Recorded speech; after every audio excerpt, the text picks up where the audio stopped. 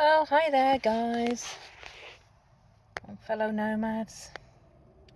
The time is, so you're looking at my phone, is 7:30 in the evening. It's Sunday night, and I've got Monday and Tuesday off. Well, it was a bright sunny day at work. I'll give it that. Sorry about the light. I hope it's okay. Just wanted to do a quick update. So it was a bright sunny day at work, but then I had to swap times with Graham, because yet again he's asked for overtime because his wife's in and he likes to bring her in. So he's asked for the day, and he's asked me if I would be prepared to swap times with him, and he could start at 7 and I would start at 10, which I said yeah. I was thinking to myself all that time, oh, a bit of a lay-in.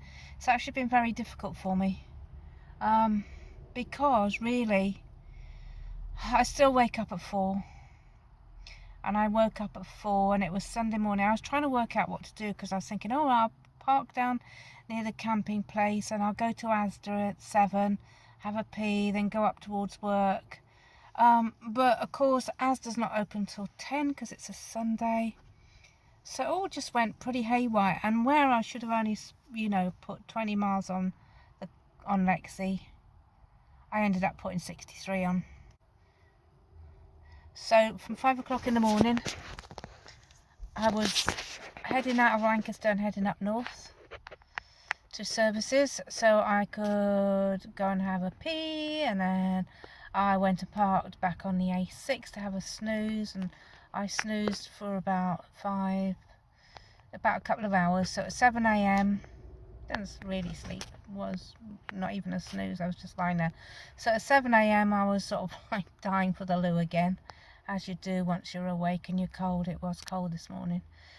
So then I went back to the services and I stayed there. So I got washed and dressed and did my teeth and everything at the services, and hung around there till and just off the services as well, because you only get 2 hours. So hung around that area till 9. Then at 9 I went down to near where I work, and I parked up in a lay-by, and I was falling asleep again. So anyway, I got into work for 10 or 10 to 10, and it was a nice sunny day. But then working with Graham's very, very hard, because he likes to do all the things that I like to do, and that's sort of potter around and do a bit of McDonald's and do the ladies and the gents' toilets and the bins and everything. And that's what I like to do, but I like to do mine at the speed of light. So I like to whiz round like a whiz kid, I'm like a rat on drugs, I'm just hurtling around. There's my lights have gone out there. Hang on a second. I like to go round like a rat on drugs. So I went outside for the morning. I went and did a load of weeding by the HGVs and sweeping of leaves and everything. But eventually I just had enough. Although it was a lovely day and I love being outside, I wanted to do proper work. I really felt like I was being a total lazy bitch by not doing proper jobs. So I went and found Graham. I said, look, mate, we've got to swap. We've got to swap jobs. I can't take this anymore. You come and do some gardening. I've got to go around doing McDonald's and loos and bins and everything, because I just feel totally worthless, and I'm getting very depressed about all of this. And he said, oh, all right. He says, but I like doing it. I said, I know, and I've given you it. You're in on overtime and I've given you that, but now I need at least an hour of being able to do it. So he begrudgingly said, okay, I'll go and have me lunch, and then I'll hang around. But he went and had his lunch, and I was whizzing around enjoying myself, doing all the bits that I like doing on my own, and checking the ladies, checking the gents, doing the bins, all of that. Anyway, he comes back from lunch, and all of a sudden there he is outside again, changing the bins and in the men's and in McDonald's. And I said, mate, this is not going to work well for me. I can't go out and weed anymore. He said, well, you do your bit and I'll do my bit. And I said, well, we both want to do the same bit. That's the problem. And I said, if I go in the ladies or something after you've done it, or McDonald's after you've done it, you're going to think that I'm checking up on you. So He said, okay. He says, look, what we'll do is I'll do outside the bins and everything, and you do everything else. So we came to that agreement. I fall out with everybody, don't I? So anyway, 3 o'clock, Graham was to go home, and Peter was in. Oh, it's the first time I've worked with Peter. It was just very eventful. So Peter started bossing me around, saying, oh, you got to do this and do that. I said, well, I should have done them, don't worry about it, I've done them. And then I was going into McDonald's. He says, no, I'll do that. I said, okay. I said, I'll go out and do the bins. No, I've done that. I said, okay. I'll go and do some litter picking. Okay. He says, but you must be careful, don't go near the lorries, don't go to here. I said, Peter, hello? I said, we've been doing this while you were over in Poland for 2 months or whatever. We've been keeping this place spotless. I said, this place has been kept spotless. He was really put back. He said, oh, okay, I'm just saying. I said, well, don't. We're fine. We all get on with our jobs, we're cleaning up, we're tidying, we're litter picking and weeding and everything. I said, and we just get on with our day. So I don't need to be told not to go here and not to go there, because it's part of my job and I'm happy doing it. Okay, he says, I'll leave you alone. Okay. It's just such hard work. Anyway, I have got an interview with Amazon on Wednesday. It's only an online one. I've done all the application. I'm keeping my fingers crossed. It's a job down near where I live, Chester, where I used to live. So hopefully I'll be able to head back down. But then I was also talking to the boys who work in the hotel. Boys who do bed chambermaid. They are such hard workers. They're amazing. And they were saying to me, well, Windermere hotels are shouting out for living staff. To come and do, work in a hotel, and you get living and you don't pay anything. Because where I am, you have to pay £25 a night as a staff member to stay there, so can't afford that. And I said, oh, that's a really good idea. So if I don't get Amazon, then what I'll do is maybe I'll look at Windermere and live in there. I quite fancy the idea of living in for a month or two through the winter. But anyway, I'll update with you with that maybe tomorrow, maybe in a couple of days. I'm off to find me Kip. See you soon. Be good. Night. So hey guys, it is, the date is 12th of October. Now obviously I've had yesterday off and today off, and it's been a lot of thinking time really. I've needed to think about what I want to do now, what I need to do. And there's a couple of things that are a real realization. And for any of you who are thinking of becoming nomads and living in your car or vehicle, I think it's important to think about this. When I left in April, it was quite cold in the car. Well, it was very cold. Some days I never took a coat off, and I was learning how to sleep and wake up in the cold. And then as the summer and the weather perked up, it got so much easier to live in the car and to wander around, and life was good in a funny sort of way. I was able to tour around the UK, spend all my savings, and then I needed a job. So then I got a job, as you know, seasonal worker on a service area, which is what I'm still doing now. But winter is coming upon me again, and there's a couple of things I know from this, or I've learnt from this. To get through winter living in your car, you either need to have a lot of money so that you can go and spend it on parking up in service areas, and first of all, so that you don't have to work, and I'll explain that in a minute. So that there's two things that you can do in the winter. I've learned you can either have the time to yourself, so you've got loads of money, you don't need to go out and earn money, and when you're waking up in the winter in your car and it's freezing cold, you've got the time to sort that out. So you might want to jump in the front. For me, if I'm in a location where I can't just start the car, I can just jump in the front of my Jimmy Jams, drive off somewhere, warm the car up, park up in a lay-by and get warmed up and then get dressed. Or get back in the back, or, you know, search for a place off grid where you can just get back in the back and hunker down, wait till it warms up. So you need time for all of that. You can't do that if you're working. So I start work at 7 a.m. in the morning, and I know that when I wake up at 4 o'clock in the morning, it's freezing cold, and it's going to be even colder. I mean, I've got down to 6 degrees and I'm struggling with that. And not only is it freezing cold, you have got to get dressed and get ready for work.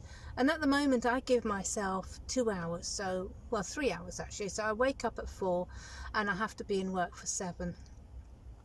And in those 3 hours, you've got to wake up, get warmed up, get dressed, have your breakfast, clean your teeth, go to the loo, whatever else, and be presentable, and then turn up at your job for 7 o'clock as if you've just come out of your house, your flat, you know, like a normal person. And it's really difficult. I mean, I have lost so many calories, I've lost so much weight. I'm very pleased with that, but I won't get through winter like this. So I've either got to have lots of money and not work anymore till after the winter, or, and this is my only option, I have got to go and find work where I need to earn more money, B, I need to live somewhere. Now that's either live in a live-in job for the next 2 months, live in a tent with my car at its side, close to my place of work, and rent that tent space for 2 months, so pay for 2 months and stay there and live there for 2 months, so that you can have a bit of a bigger space in the tent where you can actually I could probably put the cooker on and get warmed up quite quickly and move around a bit more. But then I can also use my car as my second bit of living space, and I can organise things through that. And that's about £15 a night I've been looking at. If I got this Amazon job, there's a campsite by there that's £15 a night. You can park your car by the pitch. They haven't got any showers, but they've got toilet blocks, so I can, you know, I've got the basin that I've never used. I've brought with me my collapsible basin, so I can always have a wash and a shower. And there are also 3 service areas nearby, so I can go and have proper showers as well. But I can live in my tent, so that means I can leave work, go back to my tent at the end of the day, and be able to just spread out that bit more and get that warmth a bit more, which you can't do. You struggle so hard to do in your car or your vehicle. When you're parking up, you've got to find a place to park up. You've got to be able to do things in the morning when you wake up, not have some lorry parked right up your backside in the morning, so you know that you can't really sort yourself out. It's very difficult. So that's what I know. I know that I need to find a better place to live and sleep through the winter, and for that I need to find full-time work. And like I say, it's either live in for 2 months, and there are a couple, I don't know whether I can get them, or do something like Amazon agency for 2 months, but earn enough so that you've got that extra 150, 200 a week. Yeah, it's a lot, isn't it? If you've got a job live in, then obviously you don't have to, except for this place here where I'm working, where they charge £25 a night to sleep in their hotel, which is just too much. And A, I can't, and B, I can't stay there anymore because I've upset too many people, and I've got to move on. So I know that. So my plan is that I'm going to look for full-time work for 2 months. I've signed on to this agency, which is the Amazon one, but I've seen that they also do seasonal work elsewhere. So if I don't get Amazon, I might get something with them. So my plan is to do that, to get full-time work, to earn, you know, the money to live in the tent or live in, and also just get me through the winter, and hopefully put some money away. This is the important bit. Put all my money away that I can, so that when February or March, April comes, I can leave the job and go and do what I like doing best, driving around the country and being a lazy slob. Yeah, so that's my intention. I was really worried about doing it before because I was thinking I'm going to go back into the same old rat race of working full time and not doing anything with my life. But then I realised that winter is not a time to do anything with your life. You know, it's too cold. It's too cold in your car. You're not happy. In the daytime you're happy, but it gets dark so early. I mean, it gets darker. I don't know. I think, is it round about November, December? It gets dark about 3 o'clock. I remember the school kids always coming out in the dark, and then it's dark in the morning till quite late. So you don't have that many hours. So you might as well just use the winter to work, earn the money, save it up, and then if you still need work when you come out of winter, you can do part-time work and just supplement what you've got in your bank. So I definitely know for sure now that I cannot survive in my car through the winter whilst working either at 7 a.m. or I don't think even 10 a.m. or 11 a.m. because it all goes on to 6 or 7 p.m. It can't be done. It can't be done on part-time hours, and I need full-time hours, and I don't want to be cold. And I haven't got the money to buy a heater. I've been trying to find this Covia Cupid. If you go onto Covia website, they've got it on there, but they haven't got it for sale over here in the UK. Amazon don't sell it anymore. They don't have it in stock, they say. The only place you can find it is on eBay, and there are hundreds. You know, there are loads, whole listings of Covia Cupid going. But you know what? I don't trust eBay for that sort of stuff. They're probably all knockoffs or what you call them, not the real thing.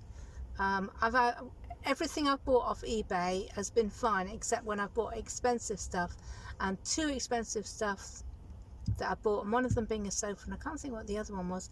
I was fortunate enough that I actually belonged to the eBay, you know, you're a good buyer club, so we'll look after you no matter what, and they did, and I got refunds, you know, within days of issuing my problem. Before they even investigated the companies, they refunded me the money. I said I hadn't got it. They said fair enough, here's your money back. But I don't do that anymore. I'm not a big buyer anymore off eBay, mainly because I've got nowhere, and eBay doesn't send like Amazon sends to lockers. eBay doesn't do that. So anyway, I'm not paying that sort of money for a heater when they all come from Korea, which is where it's made, and that's fine. But I'm not paying for a heater that probably either won't turn up or will be, you know, not the real thing. So anybody knows where to get a proper Covia Cupid heater that I can put in my car for the winter, or my tent for the winter. But that's the other thing about going to live in the tent now. I can use my cooker to heat up the room, and that'll warm me up. So anyway, just thought I'd let you know what I'm doing today. I did start looking at my HMRC accounts yesterday. I think it'll be pretty simple to do, but I've got to get them done. I've been paid, so I've put my last amount into my Lloyd's bank to pay for my loan, so that when that clears next month, that's it. Everything I get paid next month. I just got to pay my credit card off, which is still 800, and I can't put any money into that this month. The only thing I'm putting into that is the direct debit minimum amount, 20 quid. Oh no, I'm paying loads on interest. I'll pay what I can towards the end of the month if I've got any money over. So at the moment I got £900 this month. I think I got a bonus. I think everybody got a bonus for, you know, staying at with the company for whatever length of time. So I got 900 quid, which was a nice surprise. Over the moon with that. So I got 900 quid, and basically I've put £500 into Lloyd's to do my final payment of the loan, which is 390 something. Then there's £99 Boris loan that I have to pay back for the next 5 years. That'll keep coming out of somewhere. I will pay that back, which was £5,000, which was supposed to... I took that out right at the beginning of lockdown, because I thought, right, what I'll do is I'll use that money to live on. This is, you know, one of the things that just sent me to a breakdown. I'll use that money to live on for the year, And what I'll do is I'll look for other jobs, and I did Amazon and Uber Eats and all of that. They just cost me so much in running the car and everything, and I struggled. And Uber was rubbish. Just Eat were okay, although there was plenty of times they wouldn't give me work because I wouldn't work nights. So my thinking is I'll earn money what I can, and then I'll just keep putting money back into Lloyd's Bank, to my company, so that when we come out I'll have the money in there to get going again. But then of course this year and last year everything came up cost wise, so you had to renew your operator's license, you had to renew your badge, you had to renew the insurance. I mean, that was round about £3,000, and by the time that came round, my 5,000 was spent on just living, and trying to work but not getting the money in to pay anything. So that was it. That was when I cracked up and I realised I had this loan that I got to repay. That was it. I got in my car, moved out with all this panic and can't cope, and then I decided I would just tour the country, and if at the end of it I had no money left, I could just go and drive off a bridge or jump off a bridge or something, but I'm not strong enough. And obviously you can't stop people like Robin Williams or the many others who have committed suicide, because you can't see it in someone's head. You cannot see it in their eyes, in their face. You can be completely normal. I mean, there are days when I am completely normal, and then there are days when it's just black. But I haven't got that far yet, and I'm very, very lucky that I haven't. In fact, getting in this car has completely reversed that. I mean, I'm enjoying life. I do get depressed. You can't help that. When you're a depressive, you're a depressive. But you'll always be depressed. But I've learnt how to manage it, and I've learnt how to manage it well on this trip, on this travel that I'm doing, living in my car. And I have so many lesser issues and problems, like rent and council tax, that I've actually been able to bring my mind back to thinking how I'm going to set out my next year. So I'm planning to camp overnight in the winter, work full time, save the money, travel a bit in the new year, travel quite a bit in the new year all around the UK, like I was doing when I first left in April. And find part-time jobs. I'm hoping that if I leave this job properly here, that I will be kept in the records as a seasonal worker that works hard, and that they might call me up next year for the summer or whatever, and I can go and come back and do some seasonal work for them, and that'll be a bonus. Do I want to go back to normal living? At the moment I don't. Every so often I think I do. I think I want to live in a flat and be nice and warm, but I think what I want to do for the winter now is to be warm, be located in a proper location spot, and having to look for somewhere every night in the winter because it's dark and it's hard. And I thought it'd be easy. I thought, oh, it's dark, I can park up anywhere, get in and out my car, nobody sees anything. But actually it's just as difficult, because you've got to find somewhere to park up in the dark. And if I move to somewhere new, that's going to be very difficult. And you're going to wake up in the morning. I've got myself sorted out up here. I know exactly when I wake up as to where I'm going to head to go and have a PE first thing in the morning. I know where I'm going to be, I know what I'm going to do, and I know how to get through it. So there's so many issues. If you haven't got work and you've got the time to move on, find somewhere else, find a little off-grid in the daytime, then it works well. It's fine and it's lovely. But when it's dark and you haven't got the money and you've got to work, it's very, very difficult. And that's why I'm going to work full time, living somewhere particular, whether in a tent or live in, until at least January, the end of January hopefully, and then go from there. So it's next November, December, January, February, next sort of 3 to 4 months I'm looking to be completely stable somewhere. So that's it for now. I've had my breakfast and I'm still hungry. Spending a lot of energy in the winter. You spend a lot of energy in the winter because you get cold and then you've got to warm up. So there is a lot of energy spent, so you get more hungry. But anyway, I'm on a service area, so maybe I'll go and get a cup of coffee. I've got to go to the other side in a minute and get my shower in for work for tomorrow. And I'll update you on in a couple of days after I've had the interview with Amazon, and let you know sort of what's happening with that. Alright guys, catch you soon.